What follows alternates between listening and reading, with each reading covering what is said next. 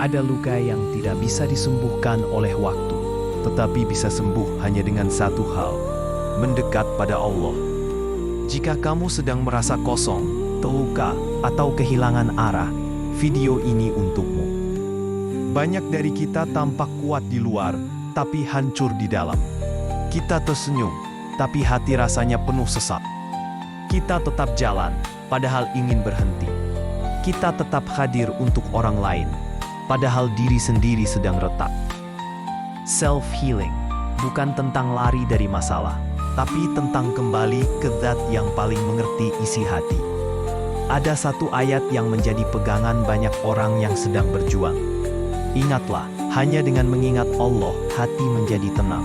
Quran Arat 28. Self-healing dalam Islam bukan metode rumit, bukan harus liburan mahal, bukan harus memaksakan senyum palsu, tapi tentang menata hati, kembali kepadanya, dan menyadari bahwa Allah tidak pernah meninggalkan kita. Berikut langkah self-healing secara Islami. Yang pertama, tenangkan diri dengan diam. Saat hati penuh beban, diam sejenak adalah ibadah. Nabi mengajarkan kita untuk tidak terburu-buru. Tarik napas, duduk, dan biarkan hati kembali stabil. Yang kedua, curhat kepada Allah. Tangisan yang keluar saat sujud, itu bukan kelemahan, itu bukti kamu masih punya harapan.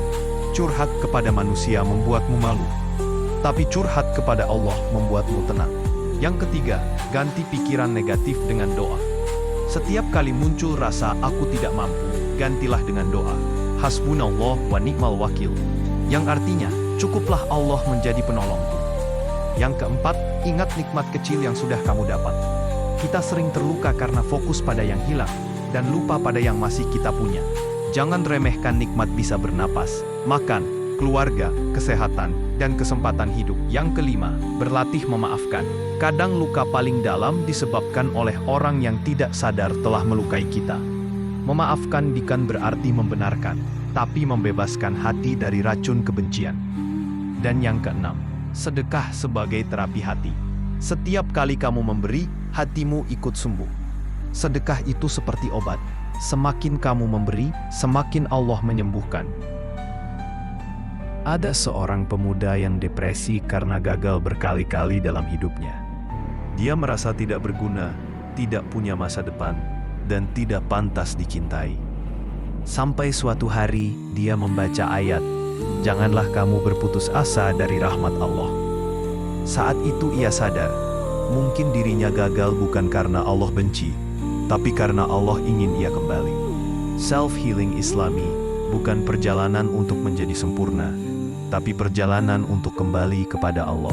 Hati yang paling hancur pun bisa Allah sembuhkan. Tidak ada luka yang terlalu besar baginya. Kalau kamu sedang berjuang, jangan berhenti.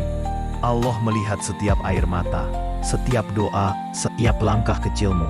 Semoga Allah sembuhkan hatimu, tenangkan hidupmu, dan cerahkan masa depanmu.